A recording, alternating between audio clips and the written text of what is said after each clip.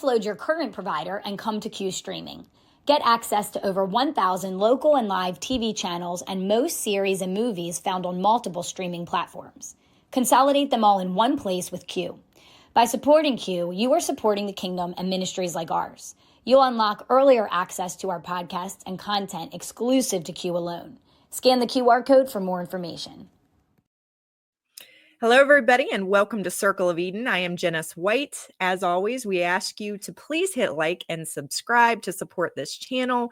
As you know, we are also, I'm so excited to say, on Morningstar Revelation on Q. So if you haven't checked that out, please be sure to do so. You will not be disappointed. They have an amazing opportunity to, one, save you money and also get you access to tons of channels that you will love and support the kingdom, which is so crucial during this time. So again, that is Q Broadcast. So please check that out if you haven't done so. Today, we're going to actually be diving into part 2 with Bill Smith, who is the CEO of Firepoint. If you have not watched the first interview, please go back and do so. This is going to be a part 2. So we're going to be picking up where we left off. And Bill is just so full of crucial information during this time and how God is leading him and how he is helping us to basically, he has found a new source of energy that actually is created out of a landfill. And so it is amazing what he's doing and what God is leading him towards. He's got some exciting information. So without any further ado, we're going to be diving into part 2 with Bill Smith from Firepoint. Let's go ahead and bring him on. Hey, Bill, it is so exciting to have you back on today. I know Jordan was so excited to be with us. Unfortunately, she couldn't be here, but I am delighted to have you. So thank you for agreeing to come back for part 2. And we had talked last time, Bill, about kind of doing a mini series with you because so many exciting things are happening in Pennsylvania. So thank you again for being on with us. Thank you. It's great being here, and thank you for the opportunity. Yeah, absolutely. Well, I'm just excited. This is, again, part 2. So I told everybody, go back and watch the first interview, which was just amazing. And we're going to be picking up today where we left off. And so, Bill, what are some exciting, I know you've got a lot of exciting updates and things to fill us in on. So I just want to kind of pick up where we left off last time. Sounds like a plan. You asked some questions backstage that I think I'll dive into right away. Is, there are multiple prophecies about Firepoint, and I knew Kim, and I looked at some of his prophecies, but I also look at what's the path I'm on and what's in front of me and what direction am I going in, and then I just want to stay on that path. Yeah. And as you alluded to earlier, there's a prophecy about the speed of technologies and the speed of information. Yeah. And Bill, I'm going to stop you there just in case somebody's like, what are they talking about? I actually have a copy of it. And so let me read this and then I'll let you pick up right there. And for anybody who doesn't know, when he references Kim, he's talking about the late prophet Kim Clement. And you can find his words at houseofdestiny.org. And this was one of his words. This was from January 13th, 2010. And it says, "For those that want to invest, hear these words. For when it does come, they shall say, it is not going to be part of anything. Firepoint, remember it. When it comes to those words, it will be something that will accelerate the ability and a technology for us to minister throughout the earth within seconds and get into homes without the need of television.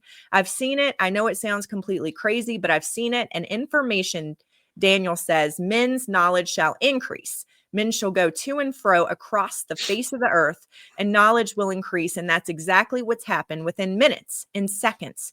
We could transfer one file across the earth.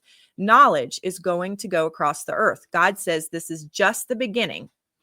And so that's in part the word he had about Firepoint. And in the last interview, he talked about energy where you're actually creating energy from garbage, everybody. And that's what Bill is currently doing. But there's so much opportunity, you were telling me, Bill, that that's just the beginning and that it definitely could lead to this, which looks more like a technology relating to, like he said, not computers, but something that could transfer information like instantly across the earth.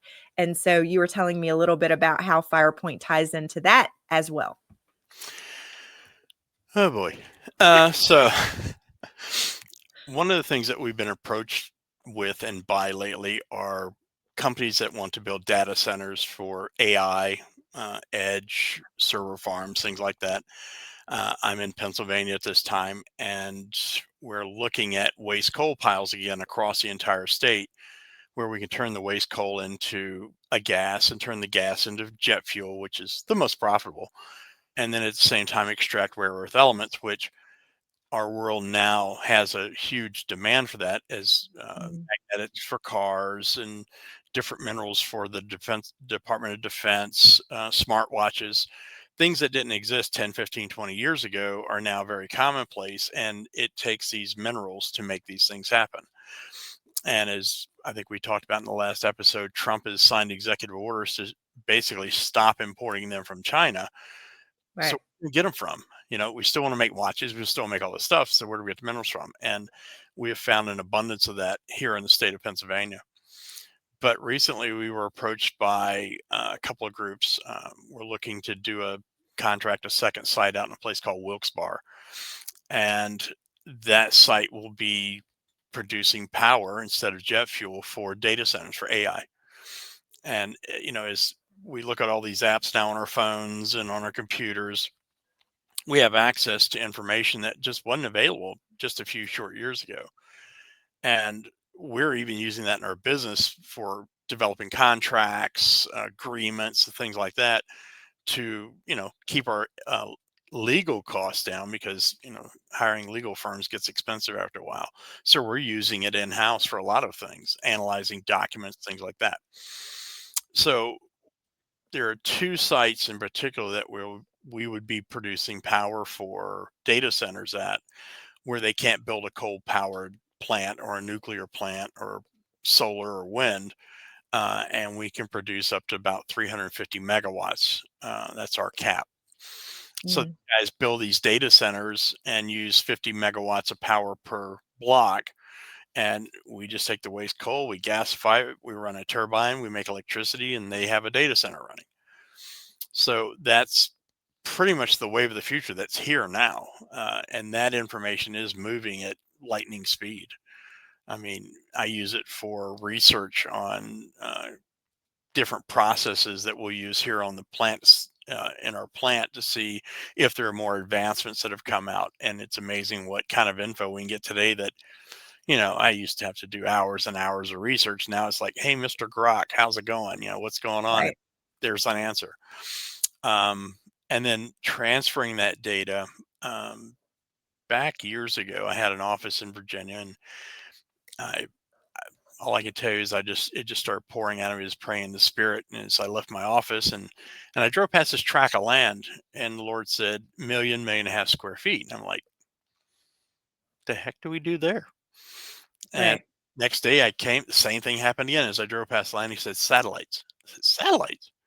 I don't know anything about satellites. Of course, back then I didn't know anything about rare earth elements either. So, um, back when we were in Houston working on the gasifier, and I had this lull of time for some reason, I started going back and researching satellites, and today, the satellite communication systems have gone from these big monster, hundreds of millions of dollar type satellites, down to what's called a CubeSat. Literally, will fit in the palm of your hand. And I think we talked earlier that if you go out at night, you can sometimes catch the train of satellites running past from Elon Musk. And the programs are, and Amazon's doing this and Elon's doing this, to start covering the planet with these little baseball sized satellites. So Mhm. you burn up a couple hundred grand versus several $100 million. And once we cover all this, it's going to help several things. I think you remember Kim talked about, we could throw our tires away. We won't need them anymore because we'll be flying around. And Right. like I It's like said, Star Wars type stuff. it's Star The Wars stuff. hover vehicles. Yeah. Well, if you go back and look up a company called Moeller, they've been working on flying cars for decades. And we left jet engine powered turbines because there are some reasons for that, and went to electric motors, just like the little drones you hold in your hand, except they're bigger. And now you can haul somebody around in it. And I remember when I was working on some of this stuff back in Houston, and this hotel we were living at, there would be tractor trailer loads of cars sitting out there all banged up and stuff. And I thought, wow, if these guys can't drive on the ground, what are they going to do in the air? Yeah. So, Good point. yeah, it's going to take satellites and the systems that are being developed now to allow somebody with very little knowledge of flying to get in a vehicle, take off, go to Walmart and land. And all that has to be done by satellite tracking. And, you know, Firepoint to me is a starting point, uh, converting waste streams into energy, because there are so many other things we can do besides energy. I mean, there are technologies that I believe will pull out of this that, I've been looking at for decades. And it's like we're just coming into this space of time where these things are now coming to light. And, we have to make things easier for the common person to get around and do things.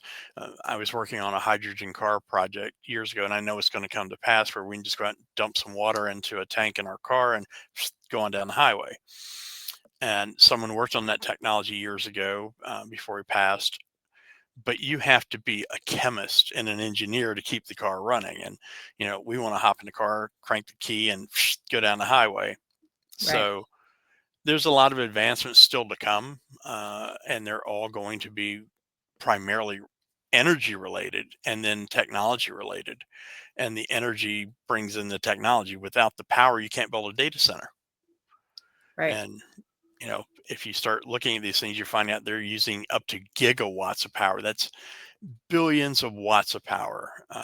Your hairdryer uses 1,500 watts, and these centers suck up so much power they could actually cripple the grid. Or how does a fixed amount of power that gets consumed now by a data center, what happens to Bob's house and Larry's house and all of our houses? So we're Yeah. not building more power plants. So I think modular power is the future, and all of it's going to tie together with energy, AI, satellites, and all.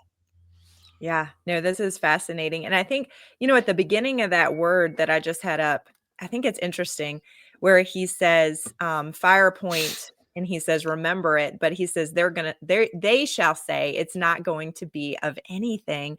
And so talk about some of the trials and kind of tribulation with this bill of getting this out. And you mentioned to me, it's kind of almost like a media blackout to a degree of being able to even get out anything you guys are doing. It is. It's like there's this blanket over us at this time that we put out stuff, and it seems to only be going into the Christian community, to be honest, at this time. Outside of us, this network, it's really not going out the way it should. I know that's getting ready to change, because we are in the process of going public. So that was something I can broach on a little bit. It'll be out in our newsletter tomorrow. Oh, Um, wow. that we've already started signing documents. We've already developed what's called a cap table, which is these are the shareholders that will be in this company when it moves to this company, and what happens in all of that. Our goal is to still have the company publicly traded by the month of November. Okay. So And we're where would they be able to go? Is that like through Fidelity? Like what okay. do we know? So the stock will be listed on an exchange called OTC Markets, and I think Okay. it's otcmarkets.com. So OTC Markets is just like NASDAQ or NYSE. It's just a place for companies to list their stock.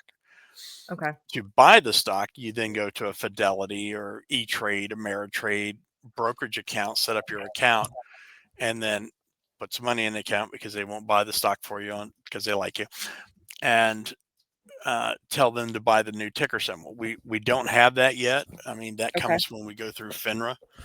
Um, but if you go to our website at firepoint.energy and sign up for our newsletter, we keep posting things as updates come along. Okay. Uh, we're still in the throes of building a reverse osmosis plant to extract lithium. We're uh, getting very close to finally getting a permit we've been after for months and months to dig a 3 million gallon pond. We literally just bought a 50-ton excavator a week ago. So now we can dig this pond out and we can clean out the other ponds. And, even though we don't have the permit, it's like, let's go and get the equipment, let's get things going and just keep moving forward in faith.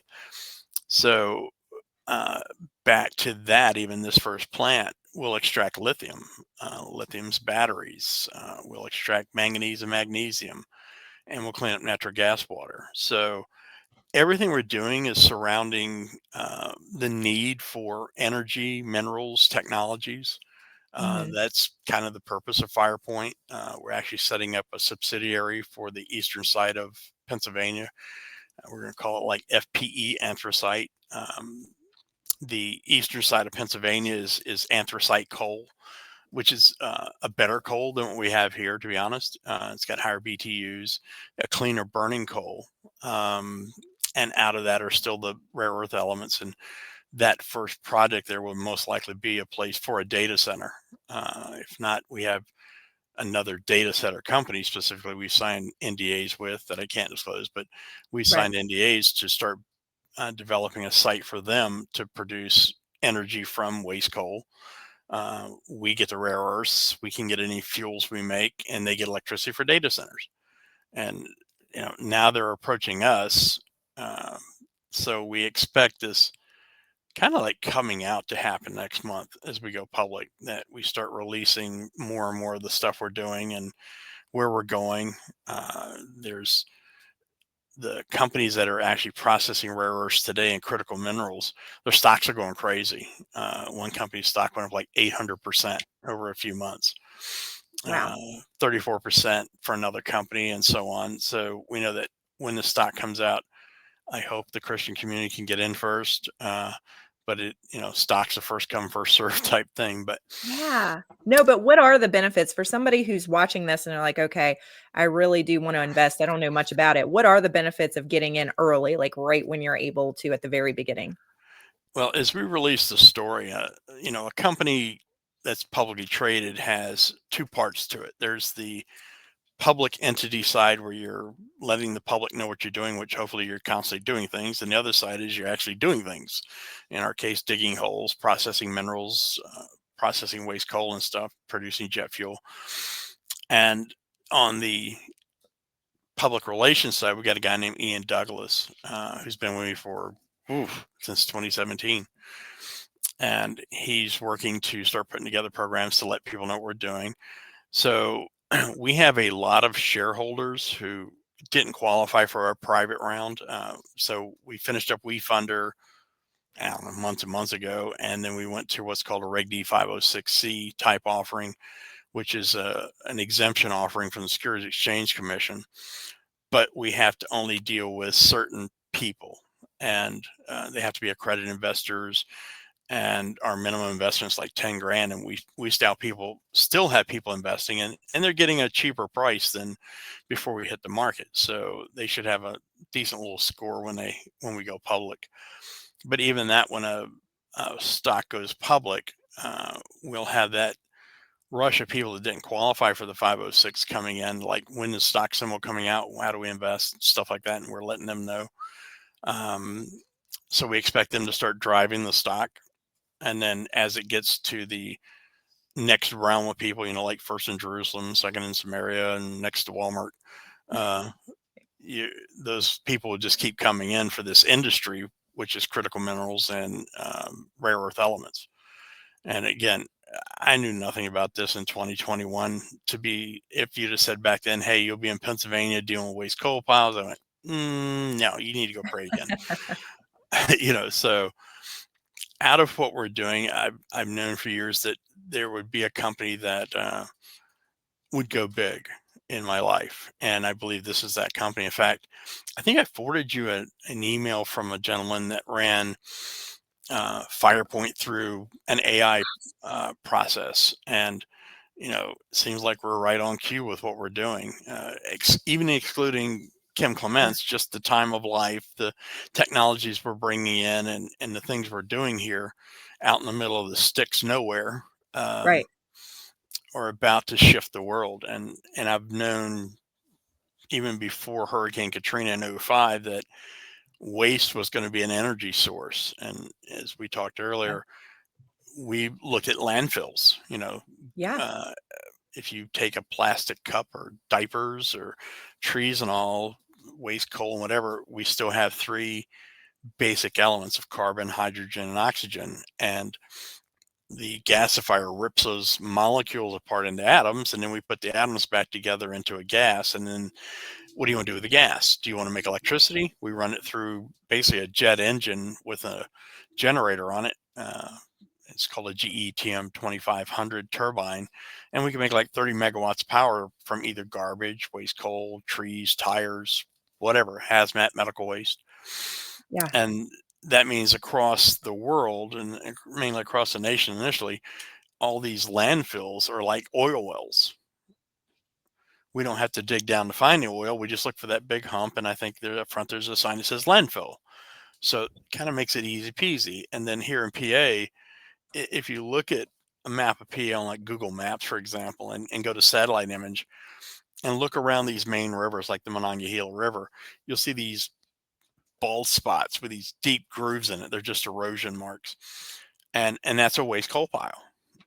And that waste coal pile's been sitting there for decades, getting rained on, producing what's called acid mine drainage, which is getting into the rivers and into our well out front. When we turn the water on, it's brown water because of the contaminants from this acid mine drainage pond up the hill that is into the well here. So don't drink it, don't swim in it, don't Right. fish in it, But the guys who actually monitor this for the DEP, or Department of Environmental Protection here in PA, said this is one of the worst ponds in the state of Pennsylvania. I said, awesome, because that means it's full of all this stuff you call bad stuff. For us, it's good stuff. Right. We just have to separate it out. And then there are people that even I think Kim has alluded to, and I've, before I even knew Kim, I knew that eventually our world would be a hydrogen world. That our cars would run on hydrogen, our homes would be heated with hydrogen, because it's a very abundant atom globally, and probably even around other planets. Who knows? But the Atlantic Ocean is full of hydrogen. It's just Yeah. trapped as salt water. So He also talks about the energy coming from the sea in a different prophetic word as well. I remember hearing about that. So there's so many different things that can spin off from what you're doing right now. right. So you're at the very beginning stages. So I want everybody to hear that, because I think some people, when they read Kim's words, they're thinking it should hit everything perfectly. Yeah. And it doesn't mean it will at the exact same moment. It's an advancement, it's step by step, where you're starting here. But then, like you just said, we can move over to the science fiction. Basically, that's what I call it, science fiction Doc Brown. realm. Yes, Elon Musk, Star Wars type stuff from the ocean, and just utilize this in many different ways. Bill, are you the only person doing this? Is there anybody else who's doing anything similar to what you're doing? Bits and pieces, but not the Okay. whole package. And that was the issue that I set out to solve. Was if we came here and we just wanted to extract rare earth elements out of this waste coal pile up the hill here, it's 4 million tons of waste coal, and there's literally $1 billion worth of minerals in it. But the cost to get that $1 billion out would almost make it prohibitive, because it's not like these things are sitting in pockets like a chunk of gold or something. They're literally oxides or powders, very Mhm. fine powders. And I met with a group out in Eastern PA last year, I think it was. And the first thing they asked me is, well, how do you concentrate this stuff? Because you've got to get the coal part out of the way to get to these minerals. And that's where the plasma gasifiers come in, is turning that waste coal into a gas liberates a lot of those minerals. And then we run them through these big tanks, like we have one out in our parking lot, with acids, ionic fluids, solvents, detergents, and stuff like that. And we pull out the most valuable minerals off the top. And then the other ones we'll save for concentrate for another plant that we're kind of looking at in a place called Cambria County, where we'll extract and separate all the smaller oxides, especially as we start bringing them in from other sites. So what happens is the turning the coal into jet fuel pays all the bills. Right. That's the most profitable part. And in fact, just recently I got contacted by a group that has 1,900 natural gas wells, and they want to extract the minerals. Okay, I can tell you how to do that, but the reason we can do it is we get paid to take the water in, and that tipping fee helps offset the cap or the operating costs to extract these minerals, which um, just like that in West Virginia, we were at a lab with a bunch of senators and stuff, and I kept waiting, and finally somebody asked questions like, "Does this place make money?" And they said, "Well, it costs 200,000 a year to run this plant, and we make about 50 grand." I was like, "Wow, great business model." So you have to make money at all of this, and in our case, bringing certain technologies together that I've been working on for a decade or so, are finally bringing everything together in one place at one time, and that's why we can do what we're doing here. That's incredible. And, you know, it's funny because this administration right now is all about, you know, President Trump's all about America producing its own energy, tapping into its own natural resources and not going to other countries to get that. And so now is the perfect time to really capsize on this. Is that what, have you had any contact from anybody in his administration about what you're doing? Not yet. I sent him an email the other day, like, "Hey, give us some hand, um, see where it goes." But Right, I know that I've had to learn. We want God to do this right now. Do right. this, and God's like, "But do this first." No, no, no, God, you got to do this so I can do this. And like God's like, "No, no, no, do this, and then I'll do this." And we fail often at following through with the process He lays at our feet. Right. And I find that I like to say all the time, like once you get your ducks in a row, the money shows up, and that's true in any business as well. Is like if you're in the right space at the right time, money will show up. Even for bad stuff, it shows up. So our focus here is let's keep plowing the ground here as we're getting everything ready, and then as we need the hundreds of millions of dollars, it will just be there. Back in 2010, I was sitting in my office. I had a two-story office at an airport in Virginia. Um, and I was sitting there one day, and all I can tell you is it felt like a bulldozer was coming in the building, and it kept coming in. It kind of came up the stairs, and it was physically pushing me and pinned me in the corner of my office. And when it walked into my office, it manifested. And it was the angel of the Lord, and he had one of those sensors like the Catholics and stuff use. And I was like, I didn't think you were a Catholic. So he's swinging the thing. He said, "I'm going to cover this place from the east to west, north, and south." And I'm like, "Yeah, that doesn't sound good." And right after that, the Lord said, "Fast." So second day in the fast, the Lord said, "Give all your money away." I'm like, "Hey, now wait a minute." I had a nice house. I mean, between my house and office, I was paying 10 grand a month in mortgages and had a nice Mercedes and all stuff. And literally months later, I'm sitting on a mountaintop in Israel going, "What the heck?" Yeah. And if I had not taken that journey, I wouldn't be sitting here today. I didn't have to. Incredible. Right. And, when he kind of puts you in that place where you've only got this corridor to walk down, walk it. Right. You don't have to understand it, but you have to walk it. And you keep walking it till you come out the other side. Yea, Yeah. I walk through the valley of the shadow of Walmart. I will fear no sales. Uh, Right. I mean, like, why do you go to Right. this valley? But if he's with us all the time and Yeah. he is an alpha and omega, that means he knows the beginning and he knows the end. It's going to be okay. Then we get hung up ourselves because we want to figure things out. And Right. We want the control. Yeah. and that because out of that control we get a false peace. Right.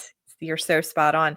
And you know, that story, Bill, reminds me in the scripture when the rich man comes to Jesus and he said, "I've done everything to follow you. I've followed all the commandments. Is there anything else I can do?" And he says, "Yeah, give all your money to the poor, come and follow me." And he walked away sad because he couldn't do it. And so that's like the final stage in, you know, in your dedication to God. And that is exactly what you did, Bill. Well, like I think I said in the first episode, I was laying on the floor of my office after this angel comes in. I know I'm giving all my money away, and I'm laying on the floor like, "What do I do, God? You have me hire all these people? I got offices around the world." And I said, and then I got on this thing like, you never once said, "Hey, Bill, will you?" It's always been like, "Bill, go here, go to Colorado, sit on a rock, go do this, go do this." And it was like, give me an invitation one time. And as I was laying there praying, Jesus walks through the wall. The rich young ruler walked through the wall, and that very conversation went on my brain was trying to figure out, are they speaking in English or am I understanding Aramaic? That's what I'm wrestling with. And the guy was sitting there and he's like, I can't do this. And he turned around and he walked through the wall. And then Jesus stuck out his hand. He goes, will you? I was like, yeah. Oh, crap. Oh, Next wow. thing, house is gone, money's gone, cars are gone. And like I said, I'm sitting on a mat. People just started giving me money and said, you need to go to Israel. I'm like, I could have bought Israel, at least a chunk of it. And I was sitting on these mountaintops and just walking through Israel. And it really brought the Bible to life, because I was thinking, wow, Jesus was probably right over there. And, Peter, Paul, and Mary were over here and this was going on. And it does put a different spin on it. And people get saying, oh, the Lord's going to, talk to you in Jerusalem and stuff like that. Nothing, not a peep. But when I was in a place called Masada, which is Herod's winter temple, and it's up over this Mm, big plateau, and there's, the valley down below. And in the story, there are 900 Jews living there that the Romans decide, yeah, let's kick them out. So they brought in like 14,000 Roman soldiers, and they built a ramp up the side of this mountain. And I'm looking at this ramp down the mountain, and the Lord said, this is how determined Satan is to take you out. I was like, what'd I do? You know, I mean, it again doesn't make sense. But when he told me in 2017, moved to California to transfer the wealth, I was like, woohoo, I'm in. If I didn't know what I was going through, which is what you were alluding to earlier, I went, no, I'll pass, because right. it's literally kind of been a trail of hell. But even in that, there were always people that he was touching as we did our journey. And there were technologies I found that I would not have found any other way. In fact, this gasifier is because I was in California and I set up a business. I gave out 2 business cards in San Jose, and some guy calls me up and goes, why do I have your card? His name's Christian Juvan. He said, I've been eating at this restaurant for 20 years at the same table. Your card was on my table. I was like, I don't even know where you're at. He was in a place called Cupertino. I've never been there in my life. So it's that journey of Right. doing things that don't make sense. Like even setting up a business in California, I do that because that's just what I do everywhere I go. I set up companies, Right. and most flop, but they become connecting points to the next alphabet or the next number. And where people stop is, well, I got to have this answer. And I can tell you right here, right now, you're not going to get it, Yeah. but you'll see it after you've taken this step and you finally get to this step and you can look back and see, oh, that's why.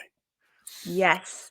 And a So lot of times when you think you're going backwards, then you get slingshot into the next thing. That's what I found. Like it's like he almost pulls you back and then you kind of shoot forward. But you're right. It's never like the big thing. I think we have in our mind like this, we're going to get to our end goal and we're going to get there like this. And it's never, like you said, it's a connecting. The next phase or the next chapter is always the connecting to the next thing, to the next thing. Because if we got everything instantly, well, how would that show faith? How would God get the glory? the How would you just learn? will live by faith. That Yes. means it's not a one shot, one deal thing. It's how you decide to live your life out. And, I've always been the kind of person that I'm either 100% in or I'm 100% out. I don't like doing that middle ground. Well, let me try it. That's not me. Um, but I'll spend my time processing, digesting, and researching before I step out. The name Firepoint, in case people don't know, is whenever God would like shut a company down and I knew we are starting the next one, I would go somewhere and spend about a week just waiting on the Lord. And then he would speak a name to me, a company name. And literally when he spoke Firepoint, I was like, no, people are going to think this is about Kim Clement, stuff like that. Yeah. And anyway, it wasn't about that. It was about the journey. And I think that's where we get hung up, that this is a journey from, point A of being born till the day we pass or raptured out or whatever you want to believe. But till that happens, like Jesus said, occupy till I come. And that means dig your heels in and fight and hold on to what you're doing. I mean, you have your own program now. If somebody would have said, hey, Denise, maybe 5 years from now you're going to have your own show and stuff, you'd be like, nah, I'm going in this direction. Exactly. Right. And Oh yeah. 100%. so we never have the answers. Every time we think we have the answers, we find out we're wrong. Yeah. But at the end of the day, there's a purpose I always say there's an eternal purpose to everything. Um, if you go to Ecclesiastes, he said there's a to everything under heaven. So that means everything under heaven has a purpose to God because He Mhm. created this purpose. And there's a time to be born, a time to die. And I was at a prayer meeting one night with a group, and they were going on about some lady just gotten killed in a car accident. It was before her time and all this stuff. I said, but what if that was her appointed time? Right. And if there's an appointed time, there has to be a point and a point E. Right. And, even like when Kim passed, I remember watching things where people were like, keep praying, it was like 4 days. And I was like, he's not coming back. He's done. He's Right. fulfilled his purpose. And now we're living on those echoes of the past that are now starting to come current in the future. Right. And, I imagine when he saw all this stuff in the past that it made no sense, but imagine some of the great prophets of Isaiah and those, if they looked into the future and saw flying cars, how would you describe that? Or even an airplane or an atomic bomb, where Right. it says the heat melted their tongues in their mouth. You can't imagine. I burnt my finger on the stove, but I think that's a little bit hotter. Yeah, exactly. No, that's a great point. And it's just it's all about faith. It's walking it out in faith and doing exactly what you did, Bill, which is, when God tells you to do something, sometimes well, 99% of the time it makes zero sense. But are you going to do it anyway? And it comes back to, like you said, that discussion between the rich man and Jesus. Like, Yep. can you do this? Are you going to do this for me? And so I want to go back to that because that was so amazing when you were recapping that. And you said if you hadn't done that, you wouldn't be here today in Pennsylvania doing what you're No. doing. And so what has God shown you as far or whatever you feel comfortable revealing about where you're at now and what's coming, like the purpose behind this, like the bigger picture of why you're doing what you're doing for God's people? If we just look at the world in general, Mhm. I think I've said this before. When I was born, there were 3 billion people on the planet. Today, there are 8. I'm sorry, there were 6. Now there's 8. Um, or was it 3 and now 8? Anyway, there's a lot more people. Right. And, you know, everybody, I would say it this way, if I'm entitled, they must be entitled to have a house and cars and clothes and a life. And all of that takes energy. I mean, to make a pair of tennis shoes, you need energy. If you make clothing, it takes energy. And I don't know if you've ever followed this, but we're closing down coal power plants in the United States. So who's creating this excess energy that they were producing at one time? One of the sites we're looking at had a 365 megawatt power plant on it, and they closed it down because of emissions and things like that. Which our plan is take the 75 million tons of waste coal that's up there and produce syngas, and we can either produce power for data centers there, or we could dump 300 megawatts on the grid, or we can make a lot of fuel. So if we're not building refineries, we're not building coal plants, we're not building these resources to produce the energy to produce the things we want in life, where's it going to come from? And I believe the shift is going towards using waste streams. I mean, in a landfill, this garbage is just laying there, covered over in dirt. So why not turn it into a commodity if it's possible? All the technology exists, but we're so hung up over here on doing it this way that you kind of have to be a visionary to see how to do it this way. Right. And that's what I believe God has done with select people around the world. He's just like, hey, gives you an idea. And I've heard all my life people said, "Oh, I thought of that 10 years ago. I thought of this," but they never carried it out. So you can't just receive something from God. You actually got to take it and do something. Put your hand to the plow and start plowing, and let it drag you wherever it drags you. And all of that is going to be needed to a data center that uses a gigawatt of power. You're talking about the power of an entire city just to run, Grok or Chat GDP on my phone. I mean, these aren't working in our phone. It's working in a data center somewhere else. And that information is passing back and forth that quick. If you think Mhm. about how fast it is. Oh, yeah. So How did now, data centers, like, increase? I know there's this big push, we're actually getting one near where I live now, Mhm. but how does this increase the technology we already have? Well, one of the things that happens is you have access to information you didn't have access to before. It's one thing to go on Google and look for something, but it's different to use an AI system. Um, Again, I use it in the business. We use it for legal forms and contracts. We're using it for even some of the processes. I'm building a plant that maybe one day we'll show you out here that we can take acid mine drainage in and pull out different minerals in a cost effective way, as well as a cleaner environmental way of doing it. And a lot of that information is coming out of AI. Um, you're finding most of your queries on different search engines will now go over into AI, and they're bringing that information back through AI. But if you only have a fixed amount of data centers, you get a fixed amount of information, which means you have to build more data centers. Uh, I was at a conference here in Pennsylvania a few months ago with Trump and McCormick. And at that table, there were between Apple and Google and Facebook and all these different companies, they were going to pour $92 billion into Pennsylvania to build data centers. Mm. Nobody's building a power plant. Well, that's like having a hair dryer but no place to plug it in. What are you going to do with it? So power development is going to be a key instrument. In fact, one of the cries that's going out now is bring your own power. Don't use our power from my house and my electric car and whatever. Bring your own power. And how do you bring your own power? You have to build a power plant. Well, what do you use to power the power plant? You can't go back to coal because we're coming off of coal.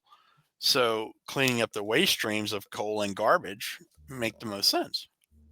Yeah. So in that way, information is going to be made available like this. I mean, it already is today, but And as so that, more people adapt, you need more data centers. yeah, and that kind of goes back to that word a little bit about well, it says you won't actually need computers. And Right.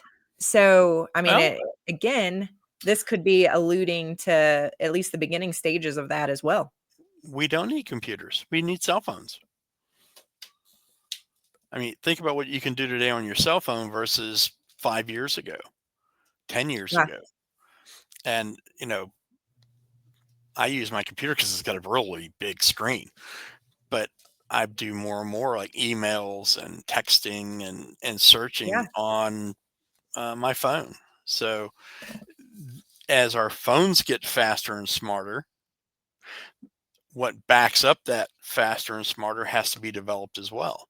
And Mhm. so there's kind of like this going on, build a data center, more energy, build more energy, you need a data center. And, you know, again, more people want houses, think the teenagers of today one day will be house owners or apartment owners. They're going to need energy. Right. So energy, I believe, is what's going to drive this transferring of wealth. I Yeah. mean, it has to, and it can't be what we've normally done. If everybody drove an electric car today, there's not enough electricity to run all the electric cars. So what do you do then? Right. Yeah. No, that's 100% true. Bill, when Kim talks about like when he saw Firepoint, he saw there's so many different prophetic words he had about Firepoint, but one he said fire points to E. Does that spark any revelation in Oh you about yeah. what maybe meant? So gasification is um, a vessel that allows a process called molecular dissociation to happen. And if I take this piece of paper and I light it, it's no longer a piece of paper, right? It's just a bunch of little black ash in my hand. What's burning? Carbon doesn't burn. That in my hand is the carbon. So what's burning is the hydrogen that's in paper. It's in plastics. It's in tires. It's in coal. And that release of that energy is one thing because right now we thermally do it. So we light a piece of coal, we light some firewood, create heat, we create steam, we create power. That's kind of the Right. chain of energy. But there's a more efficient way, which is and I don't know that Trump understands what he's saying when he talks about clean coal because this is a phrase that came out, I want to say 30 years ago. There was a company out in Montana that was wanting to build a clean coal plant, which was a gasification plant. Now, in a gasifier, it's like having a fire inside of a big pressure cooker, and that process goes back hundreds of years. It's nothing new. But plasma gasification is the ability to rip molecules apart instantaneously. It's a really fast project. It's like when something drops into the gasifier, before it can get to the bottom, it's already become a gas. It's that fast.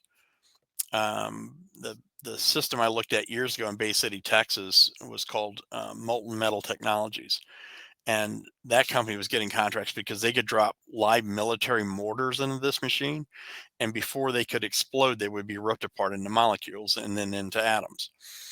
So plasma facilitates that process being fast. But what do you do with it then? So I light a piece of paper, right? And I get some heat.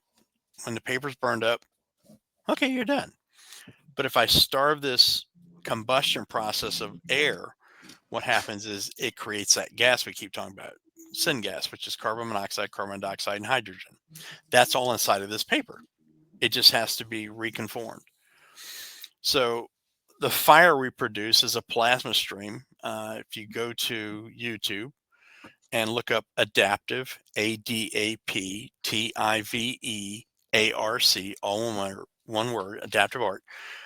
Christian had invented a 25-ton-a-day plasma gasifier, and you can actually see the plasma stream in there. It looks like a big flame, but you're really ripping molecules and atoms apart using that heat. And there's no oxygen in it, so plasma is generated with high voltage electricity, and like a big plasma arc or a plasma cutter or a lightning bolt, that kind of energy. And when those molecules come apart, we recombine them back inside of that machine to make this gas that if you said tomorrow, hey, we need jet fuel, the catalyst we use makes jet fuel. If the world said tomorrow we want ethanol, we can actually make gasoline, jet fuel, diesel fuel, ethanol, methanol. We can make 5 different fuels in that from that gas. And the next part's called a Fischer-Tropsch system. Big pressure cooker pot with catalyst in it, and the catalyst convert that gas into a fuel. Think of moonshining. You heat up Yeah. a bunch of corn and stuff, out comes the vapors, you cool the vapors down, you get a liquid that you can drive a car on or get kind of drunk on. Right. No, So, that's true. so again, science is not mysterious. And then the biggest form it looks like we're coming into is producing energy. So we use plasma, rip molecules apart, create a gas, run that gas through a jet engine turbine. Again, you can look up GE TM2500 turbine. We'll be running those on sites and making electricity. Even here in Tunnelton, we make our own power, so we don't need power from the grid. And I believe that's also another wave of the future is making and bringing your own power. So That sounds just ludicrous, like, yeah, but I've it's heard that word before. incredible. Yeah, Yeah. and, I mean, and yeah, I get people all the time. You can do that? I was like, yes, you can. Only since the 1920s. So the demand back then wasn't there. The demand is here today. They've known about right. rare earth and critical minerals and waste coal piles in Pennsylvania for 70 years. The U.S. used to be the world's largest producer of rare earth elements, but back then it was mostly just the magnetics, neodymium stuff. We sent the technology to China, one because some of the people here were sloppy and got a bad rep, but I would say personally, because I had offices in Shanghai, Bangkok, and Singapore, is I can't get people in the United States to work for $250 a month. That's a bit of a haircut. Yeah. So, that went there. And now with Trump saying, hey, we want to do this in the US, where does all the equipment come from to do this with? Where does all the processes, where's all the technology come from? And what I would say is God's been working on it back here in the background, kind of off screen a little bit. And now it's starting to emerge. But it's actually going to shoot up like this in the next couple of years. And Wow. so we're gearing for that. This is incredible, Bill. I'm so excited about this. And I know everybody watching is too. And I love that this is, well, I know this seems like it's a difficulty, but I like how when you said at the beginning, God has kind of closed the door for media except through the Christian circles. It's like, pay Right. attention, pay attention, pay attention, because you can get a jump start into this before it does become big, which you can see the writing on the wall here. It most certainly is. I mean, there's all gain and no negatives, in my opinion, based on listening to you with this technology. I mean, it's incredible. Well, And it's listen helping the and obey. environment. Like win-win. Exactly.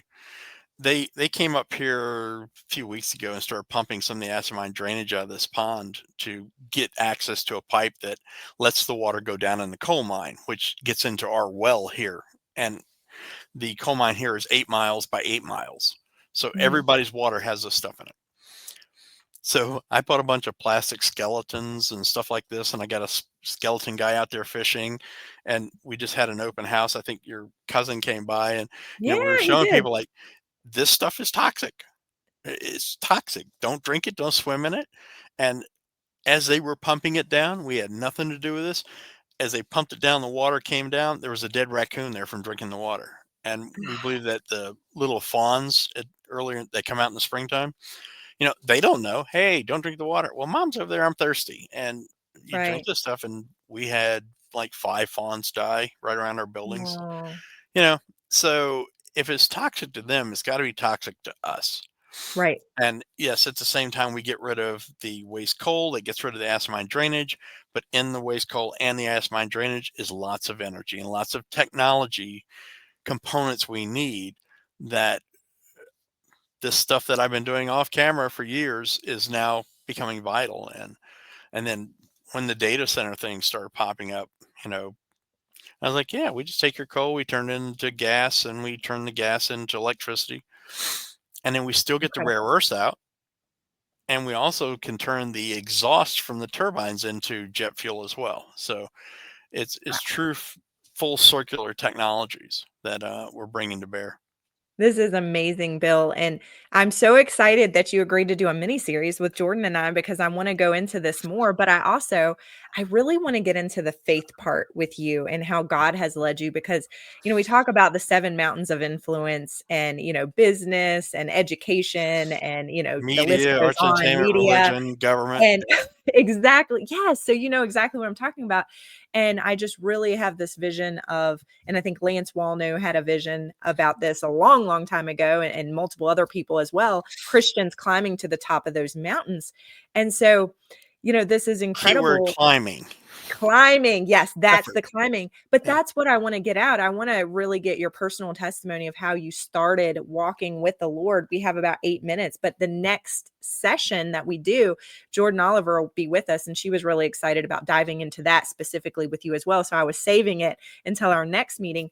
But just to give everybody a sneak peek of what episode 3 is going to be about, can you kind of just give us a little, background to how did this all start with you finding God and really starting to walk with him? Where did this all begin for you?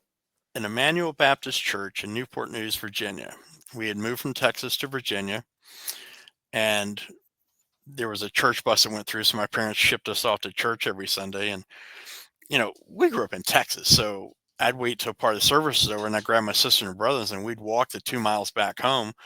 I'd take our tithe money and stop at 7-Eleven. Everybody got a Slurpee, and that's how I bribed them. And then we come back home and watch the church bus go by. And then when it was okay, we go home. And one Sunday morning, I'm sitting in the service, and the pastor said, if you walk out of here today, you're going to hit my bus. You're going to die and you're going to hell. And I knew he was talking to me. He said, if you don't accept Jesus, your Lord and Savior. I'm like, oh, Lord, I Savior. I got filled with the Spirit at that point, and all I say is for years I had this cartoon language. I had no understanding of what it was. It was God the Father, God the Son, and Casper the Holy Ghost. So I had no reference for that. And then I just started knowing things. I would meet people and I'd know stuff about them, and I didn't know. So for years growing up, I thought, oh, I'm a psychic, because the Yeah. church didn't train or teach. They still So don't, a lot of they them. still don't. I agree with that. And we just had a discussion with my daughter-in-law, who's now coming into this world, finding out about angels and all this other stuff out there. So again, back to that all in or all not. I just wandered around life for years until one day I'd gotten divorced. And I said, you know what, God, when you bring me a real Christian, I believe. Till then, leave me alone. Go run the universe, whatever it is you do. A guy came to my office one day and we had this little second story tree house office, we called it. And he's walking up the stairs and he's got this belt buckle on that says Jesus Christ, got a cross on it. And I'm looking down the stairs going, hypocrite. And I just couldn't get rid of the guy. And he was always like, well, God bless your day. I'm like, yeah, whatever. And that's where I was. And literally one day he's sitting at my desk. I'm sitting near the window. And he stood up and he said, that's the 7th time you've taken the Lord's name in vain. I said, so what? Who's counting? All I can tell you is his belt buckle went, and it literally filled the room. And I'm looking at Jesus Christ, a big cross on it, and go, yeah, there's a lightning bolt coming through that window in about 2 seconds. It got my name on it. I'm going to hell. And he gave me a Bible. I still have it to this day. And first time I opened it up, I was like, I can't read this stuff. I don't understand it. It's like, boom, lights came on, and all of a sudden I just read the Bible. But I didn't read the Bible from the context of learning scriptures and things like that. I looked at the story between God and Abraham, the story between God and David, or Elijah, Elisha. And I find that the models we live through are in that book as some kind of a story that happened to somebody in the Bible. Because we can get out scripture and start throwing them at things, and the devil's kind of like, what you doing? Right. What you throwing at that for me? It ain't going to do nothing. And I found I start assimilating that to, what story is this like? What I'm going through right now, oh yeah, that's just like Job. Yeah, I didn't like that guy. Because they were really, really bad. Yeah. But it turned out really, really good. Of course, there's 42 chapters of really, really bad in Job's life. And then you got like a few verses and God turns Job's captivity. Yeah, so true. So does he need our permission to do that? No, not at all. Why? Because sovereignty does rule our life. And I believe that everybody's been given the measure of faith they need to carry out what he wants to do in their life. And talking about Lance Wanow, I was down in Florida dealing with some people on business, and a friend of mine who's a missionary called and says, hey, are you going to the Keys Summit in Texas? I'm like, no, never heard of it. Well, you need to go. Click. What the heck? So we pull up it was Keys Kingdom Economic Summit 2008. And I pull it up and I look at it, that's kind of interesting. It's a lot of business people and stuff. And Lance Wanow was there, and Rick Joyner, and Miles Monroe.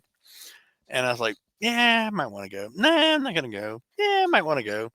And literally, I'm back in Virginia one day, and I was looking at all the stuff I had going on. I said, okay, I'm not going. That was it. I'm not going. And it was like the lights went out. And when the lights came back on, I was booking a flight to Texas. I was like, well, I guess I'm going. And Lance was there, and that's where he released that 7 mountain prophecy that God wants. Oh, wow. That's incredible, Bill. He wants religion back. He wants government back. And we religiously say, oh, well, that's all secular. And we bifurcated ourselves from it. We got to be over here. And this is what you do if you're holy. If you're not holy, you're going to work for a job. And right. I was at a men's conference one time, and they were going on and on about how, Satan rules corporations and all this, and it's Satan's world and all this. And finally I was like, can I say something? They're like, sure. I said, so you're telling me you go to work for Satan all week long, bring the money back and give it to the church? Let that sink in for a minute. But if business is given over to Satan, it's because we gave it to it. So climbing those mountains is taking that back. The Lord showed me my biggest mountain was business, but then there was arts and media. And that's where, as I had talked to you before, I knew a person, and I went up reading some of the books that I didn't know he'd written. He started a very famous community called SEAL Team 6. And I'm reading this book, and the Lord says, write a script. I'm like, write a script? I can go to movies. I don't know about writing a script. So I Googled writing a script, and it doesn't look too hard. So I wrote a script, and I said, why would you want this book to be a movie? He said, I want a soul. So when I look at business, or I look at anything I'm doing, I figured that there's an eternal purpose for a soul. Yes. And it connects me to that person that probably wouldn't have gotten connected any other way. So I don't look at business as a secular thing. I believe it's just a tool God uses. And if we're going to transfer the wealth, where's it coming from? Yeah. I think there's the fallacy in church that we're just going to open our hands and money's going to follow the sky. Now, I've actually had that happen. So I can't really. I know you shared that. Everybody, if you want that story, watch episode 1. That was incredible. I was sitting in the house one day, and I said, God, it's been a while since somebody thrown money at me. I was like, but nobody's ever thrown money at me. And my mom came over a week or so later, and she was talking and stuff, and she literally took a handful of money and just threw it at me. Well, I guess you can throw money at people, and I've had money fall out of the sky in a helicopter. So if we're doing that thing that we're supposed to be doing, he provides all of our need. If we're Yeah. over here, you start drying up and things are withering, which can still be God sending you into the wilderness, because now there's something he wants to fix in us, so that when he dumps this in us, that whatever, where it's a business or ministry or whatever, it doesn't mess us up, and it doesn't Right. mess up the other people. So, he's got a plan. We're, my people perish for the lack of knowledge. So you're saying we're stupid, huh? What's that say about you? You said you created us in your image. I mean, come on. I mean, I'm not afraid to go talk to God like that, because I want to know. Well, and you have the relationship, Bill. That's the piece, that you have the relationship with God. It's all That about I relationship. It is. And that's 100%. It's not religion. It's get into a relationship with him. It's when I look back, I can go, wow, that was awesome. When I'm going forward, it's like, how are we going to do this? But then Yeah. I can go back and draw from all those things that he's done along the way that got me to here. When Yeah. I came to this site, I had burned through all the capital I had, and an accountant that I'd met in Florida started floating me like $5,000 a month. He said, all right, I'll float the project. Just keep going. And when I got here, I had no money. I did buy a machete and a handsaw, and that's how I started cutting trees. Why? What did God say to Moses? What do you have in your hand? And I think Good that's point. where we fail sometimes. We're looking for this, but God's like, what do you have in your hand? If you got $1, do something with $1. If you've got a handsaw, do something with a handsaw. Right. We just bought a 50-ton excavator. Saturday, we'll have been here 1 year just cleaning this property up. And we have 2 excavators. We have a bulldozer. We have dump truck. We have skid steers. We have all these attachments. Have employees. We're going public. And I could have said at any one time, but God, well, when you bring this in, I'll do something. Yeah. And I wouldn't do anything because, well, there's no way to do it. And I'm always looking for, how do I do this? How do I do this? And my day starts sometimes at 2 o'clock in the morning. I'll just wake up randomly. I go in and turn a coffee pot on. I'll make me a cup of coffee, and I go sit with the Lord until he lets me go to sleep. And it's usually a couple hours. Mm. And I'm like, what are we doing today? How do you want to do this? What's on the schedule? Because I can come up with a really good schedule. I can come up with a lot of great ideas, but I found a long time they're like hogwash, Yeah. hay and stubble. Yeah. So why go through the process if we know? Go ask him. And when I got married, Heather goes, do you have to? And I said, sure do. Why? He's got the answers. He's got the supply. And if nothing happens under heaven without him, why would we try and do things unless heaven's orchestrating it? Oh my gosh, that is a perfect way to end our segment, Bill, because that is so true. And it's about relying on him, not us. And too often we go to him with all our prayers and requests and, God, I want this and I want this and I want this. And And instead, you got I to do this, encourage, and you got to be here, and you got to. yes. And instead, just be quiet and listen, and you will learn so much more, because he always speaks to you, whether it's directly through the Bible or just sitting there. He'll wait on your heart. Circumstance, He'll speak to you. situations. Yes. And a lot of times it's nothing, at least in my experience, and He gave probably you us too, Bill, it's gave us nothing 2 of like what we these think. and 1 of these, you know. And I think Good sometimes we, point. you know, and I heard that this morning where I was sitting there. Well, you have 2 ears, 1 mouth. I'm like, why would I say that? So I find that during the day, conversations that I'm listening to in the middle of the night will come out Yeah. during the day. Yeah. And that's just, let it go. Quit trying to make it happen. Quit trying to force things into place or force things out of place, whatever it may be, and just lean back and trust. And one of the first experience I ever had is I was with my mentor, and he was saying, just picture God like Papa, and you just go up to him and you put your head in his chest and just relax and listen to his heart and stuff. And I literally saw myself doing that. I was like in God's lap. And then it's like he reached up to heaven and yanked me out and said, don't ever do that again. So I spent a lot of time trying to get back in that place of sitting in that lap and listening to it. In 2021, he gave me a vision of a painting I believe I'm going to do one day or have somebody do. And it was like this old gray haired guy with a big full beard. And there was this little kid with his hands like full of beard. And he was pulling the old man into his face. And he said, squishy face. To a kid, if we come to God like, you're squishy face, I come here. I want to talk to you. Yeah. That's the relationship he longs to have with us. Yeah. Not, well, Lord, it says in Isaiah 33 and, that, Yeah. he's like, dude, I wrote the book, Yeah, exactly. Like you're getting brownie points if you can quote the Oh scriptures yeah. perfectly. Well, the Pharisees could, and he was Where not a to fan get of them? them. Exactly. So no, that's a great point. It's all about the relationship. And Yeah. Jordan and I, that's what we preach and teach all the time in our segments is it is about the relationship. It doesn't matter how good you can quote scripture. Now you need to be reading your Bible, everybody, but that you don't need to memorize everything, know exactly where it's at. God will weigh those words take root, those seeds into your heart. And when you need to say them back to somebody, it's not going to be exactly perfect. Sometimes it is. Sometimes I don't even know how I remember scripture exactly, Bill. Sometimes it does, but a lot of times it's the gist of it and you're applying it to the situation when you need to. The Holy Spirit gives it to you. You don't have Right. to memorize it. Yeah, Right. because it's in your heart, and that's the most important piece is the From the abundance relationship. of the heart, the mouth speaks. Yes, that is So so what's in your true. heart? And Yes. remember this, Circle of Eden. What was the relationship God had with Adam and Eve in Eden? He He walked with walked them. with They walked. them. Yes.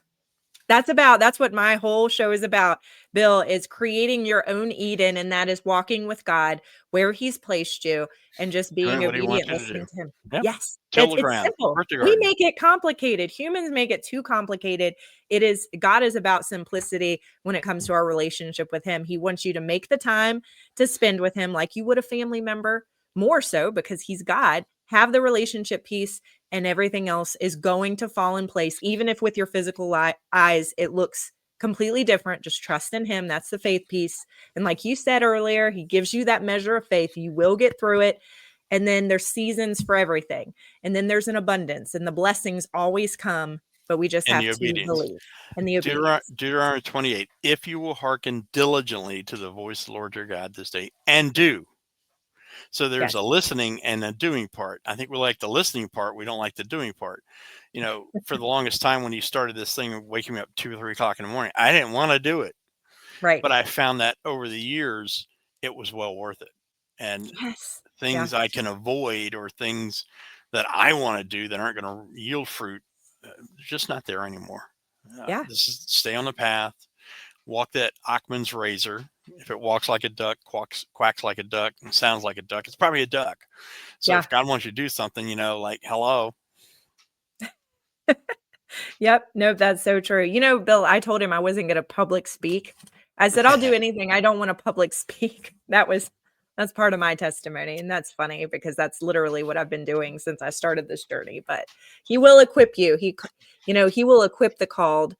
And so it doesn't matter if you don't think you're worthy. Moses didn't think he should be speaking, and God said, go do it anyway. That's the whole thing, is the obedience part. And if you get that down and just recognize that you have to do what he says, regardless of what you think about it, everything will go spectacular. I'll Maybe leave not. this last nugget is one night in a dream.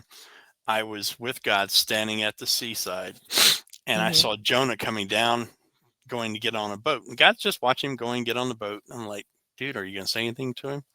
And he gets on the boat and I see Jonah kind of walk over to the edge of the boat and God says, hey, enjoy the fish. I was like, that's just wrong. Yeah. I mean, but sometimes, and that's why I said, it ends up the blessing like the book of Job. You might be really walking through it and you're like, I don't understand this. Why is this happening? Keep walking with God though, because the blessings are always at the end of that. And you'll Obedience. find through your journey as well. Like you said, if you hadn't given everything away and met all the people you met, you wouldn't be where you are I wouldn't be today. where I am. Right. Exactly. So this is it's an incredible testimony, Bill. It's always a pleasure having you on here. And, I love what you're doing with your company, but honestly, I enjoy just fellowshipping with you, learning about how Same God here. is working in your life and sharing with others how God speaks to us, because that's the most important piece, honestly. But so with everybody who's watching today, I hope that this segment blesses you. Bill, real quick, tell everybody that wants to apply to get that newsletter to learn more, because I know you got a lot going on, you said in November with Firepoint, and how they can become part of this. And so tell everybody about where they go. So basically go to our website. It's firepoint.energy, not firepointenergy.com, but it's firepoint.energy, and sign up for our newsletter. We'll keep you informed. We send out a newsletter every month. One's going out tomorrow, and we're just letting everybody know what we're doing. We're trying to share the wealth, that's what transferring is about. We're creating wealth that people can tap into, just like Kim talked about Ford. Some people got in and did well, and some people went, oh man, I should have. Yeah. So this is the opportunity, guys, so pray about it and do what it is that God leads you to. So thank you so much, Bill. It has been an awesome experience, and I can't wait until next time. Until then, stay blessed, my friend. Thank you so much for coming on. Thank you. Have a great day. You too. All right, everybody. We hope this segment blesses you. Thank you so much for tuning in. Please be sure to hit like and subscribe. And until next time, be sure to work on creating your own circle of Eden right where you are.